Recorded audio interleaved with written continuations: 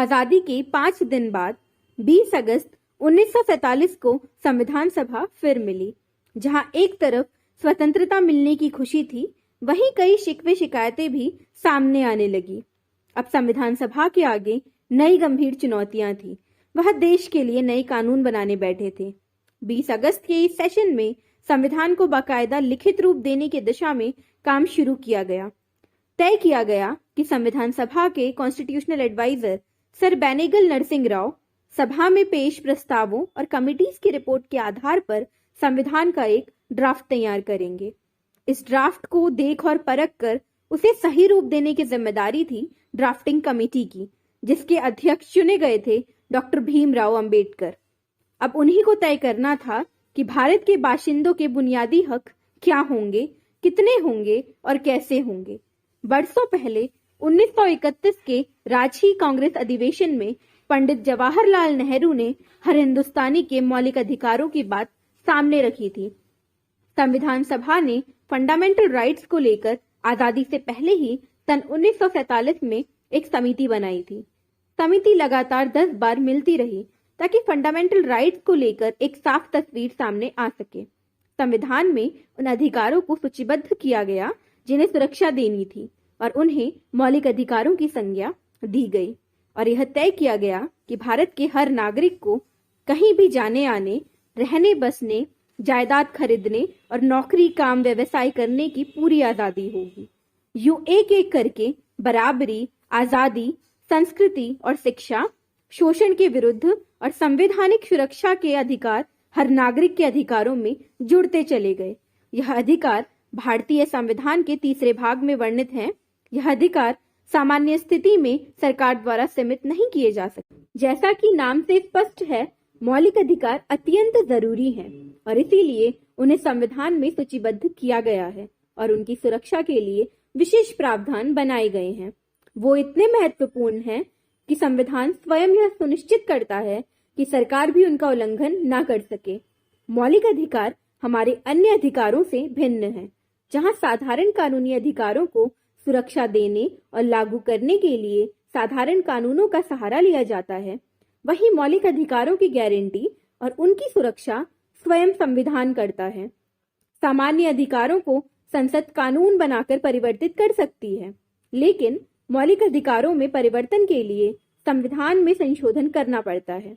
इसके अलावा सरकार का कोई भी अंग मौलिक अधिकारों के विरुद्ध कोई कार्य नहीं कर सकता। मूल संविधान में 7 मौलिक अधिकार थे, परंतु वर्तमान में 6 ही मौलिक अधिकार हैं। संविधान के भाग 3 में अनुच्छेद 12 से 35 मौलिक अधिकारों के संबंध में है, जिसे संयुक्त राज्य अमेरिका के संविधान से लिया गया है। संविधान द्वारा मूल रूप से 7 मूल अधिकार प्रदान किए गए थे: समानता का अधिकार, स्वतंत्रता का अधिकार, शोषण के विरुद्ध अधिकार, धर्म, संस्कृति एवं शिक्षा की स्वतंत्रता का अधिकार, संपत्ति का अधिकार तथा संवैधानिक उपचारों का अधिकार। हालांकि संपत्ति के अधिकार को 1978 में 44वें संशोधन द्वारा संविधान के 3 भाग से हटा दिया गया था। अनुच्छेद 14 से 18 के अंतर्गत समानता का अधिकार दिया गया है। समता का अधिकार भेदभाव को समाप्त करने का प्रयास करता है। यह सार्वजनिक स्थलों जैसे दुकान, होटल, मनोरंजन स्थल, कुआं, स्नान घाट और पूजा स्थलों में समानता के आधार पर प्रवेश देता है। केवल धर्म, मूल वंश, जाति, लिंग, जन्म स्थान या इनमें से किसी के आधार पर प्रवेश में कोई भेदभाव नहीं हो सकता। यह उपर्युक्त आधारों पर लोक सेवाओं में भी कोई भेदभाव वर्जित करता है। छुआछूत की प्रथा असमानता का सबसे भद्दा रूप है। समता के अधिकार के द्वारा इसे समाप्त कर दिया गया। उसी अधिकार के अंतर्गत यह भी व्यवस्था की गई है कि केवल उन लोगों को छोड़कर जिन्होंने सेना या शिक्षा के क्षेत्र में गौरवपूर्ण उपलब्धि प्राप्त की है, राज्य किसी भी व्यक्ति को कोई उपाधि प्रदान नहीं करेगा। इस प्रकार समता का अधिकार भारत को एक सच्चे लोकतंत्र के रूप में स्थापित करने का प्रयास करता है, जिसमें सभी नागरिकों को समान प्रतिष्ठा व गरिमा प्राप्त हो सके। संविधान की प्रस्तावना में प्रतिष्ठा की समानता और अवसर की समानता की बात की गई है। अवसर की समानता का अर्थ है कि समाज के सभी वर्गों को समान अवसर मिले, लेकिन जब समाज में अनेक सामाजिक विषमताएं व्याप्त हों तो वहां समान अवसरों का क्या मतलब हो सकता है? संविधान स्पष्ट करता है कि सरकार बच्चों, महिलाओं तथा सामाजिक शैक्षणिक रूप से पिछड़े वर्गों की बेहतरी के लिए विशेष योजनाएं व निर्णय लागू कर सकती है। आपने नौकरियों और स्कूलों में प्रवेश के लिए आरक्षण के बारे में अवश्य सुना होगा। आपको संभवतः आश्चर्य भी हुआ होगा कि समानता के सिद्धांत का पालन करने के बावजूद यहाँ आरक्षण क्यों है। वास्तव में संविधान का अनुच्छेद 16 साफ साफ कहता है कि आरक्षण जैसी नीति को समानता के अधिकार के उल्लंघन के रूप में नहीं देखा जा सकता। यदि आप संविधान की भावना देखें तो आप पाएंगे कि अवसर की समानता के अधिकार को पूरा करने के लिए यह जरूरी है। किसी भी लोकतंत्र में समता और स्वतंत्रता सबसे महत्वपूर्ण अधिकार हैं। इनमें से एक के बिना दूसरे की कल्पना नहीं की जा सकती। स्वतंत्रता का अर्थ है चिंतन, अभिव्यक्ति और कार्य करने की स्वतंत्रता। लेकिन स्वतंत्रता का यह अर्थ नहीं है कि हम जैसा चाहें वैसा करने लगे। यदि ऐसा करने की इजाजत दे दी जाए तो बहुत सारे लोग अपनी स्वतंत्रता का आनंद उठाने से वंचित हो जाएंगे। अतः स्वतंत्रता को इस प्रकार परिभाषित किया जाता है कि बिना किसी अन्य की स्वतंत्रता को नुकसान पहुंचाए और बिना कानून व्यवस्था को ठेस पहुंचाए प्रत्येक व्यक्ति अपनी अपनी स्वतंत्रता का आनंद ले सके। स्वतंत्रता के सबसे महत्वपूर्ण अधिकारों में जीवन और व्यक्तिगत स्वतंत्रता का अधिकार है। किसी भी नागरिक को कानून द्वारा निर्धारित प्रक्रिया का पालन किए बिना उसके जीवन और व्यक्तिगत स्वतंत्रता से वंचित नहीं किया जा सकता। इसका अर्थ यह है कि किसी भी व्यक्ति को बिना कारण बताए गिरफ्तार नहीं किया जा सकता।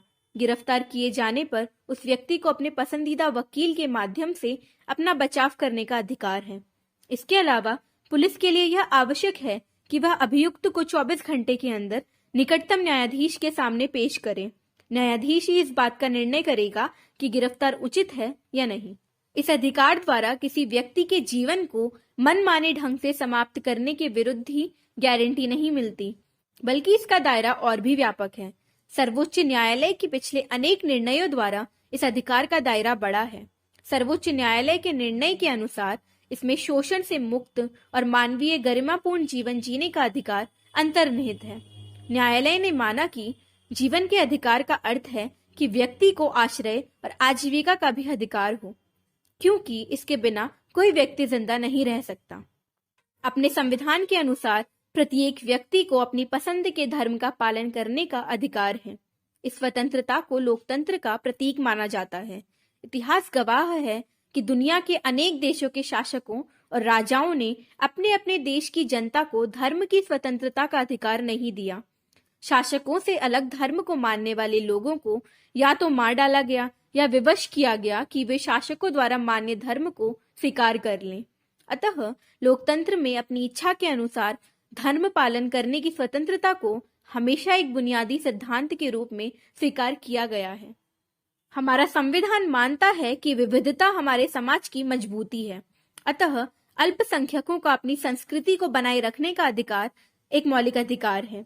किसी समुदाय को केवल धर्म के आधार पर नहीं, बल्कि भाषा और संस्कृति के आधार पर भी अल्पसंख्यक माना जाता है। अल्पसंख्यक वह समूह है जिनकी अपनी एक भाषा या धर्म होता है और देश के किसी एक भाग में या पूरे देश में संख्या के आधार पर वे किसी अन्य समूह से छोटा है। ऐसे अल्पसंख्यक समूहों को अपनी भाषा, लिपि और संस्कृति को सुरक्षित रखने और उसे विकसित करने का अधिकार है। भाषाई या धार्मिक अल्पसंख्यक अपने शिक्षण संस्थान खोल सकते हैं। ऐसा करके वे अपनी संस्कृति को सुरक्षित और विकसित कर सकते हैं। शिक्षण संस्थान को वित्तीय अनुदान देने के मामले में सरकार इस आधार पर भेदभाव नहीं करेगी कि उस शिक्षण संस्थान का प्रबंध किसी अल्पसंख्यक समुदाय के हाथ में है। इस बात से हर कोई सहमत होगा कि हमारे संविधान में मौलिक अधिकारों की सूची बड़ी आकर्षक है, लेकिन अधिकारों की विस्तृत सूची देना ही काफी नहीं। कोई ऐसा तरीका होना चाहिए जिससे उन्हें व्यवहार में लाया जा सके और उल्लंघन होने पर अधिकारों की रक्षा की जा सके। संवैधानिक उपचारों का अधिकार वह साधन है जिसके द्वारा ऐसा किया जा सकता है। डॉक्टर अंबेडकर ने इस अधिकार को संविधान का हृदय और आत्मा की संज्ञा दी। इसके अंतर्गत हर नागरिक को यह अधिकार प्राप्त है कि वह अपने मौलिक अधिकारों के उल्लंघन किए जाने पर सीधे उच्च न्यायालय या सर्वोच्च न्यायालय जा सकता है। सर्वोच्च न्यायालय या उच्च न्यायालय मौलिक अधिकारों को लागू करने के लिए सरकार को आदेश और निर्देश दे सकते हैं। न्यायालय की व्याख्याओं ने अनेक अधिकारों का क्षेत्र विस्तृत कर दिया है। हमारी सरकार और प्रशासन इसी परिप्रेक्ष्य में काम करते हैं। अधिकार सरकार के कार्यों की सीमा तय करते हैं और देश में लोकतांत्रिक शासन सुनिश्चित करते हैं।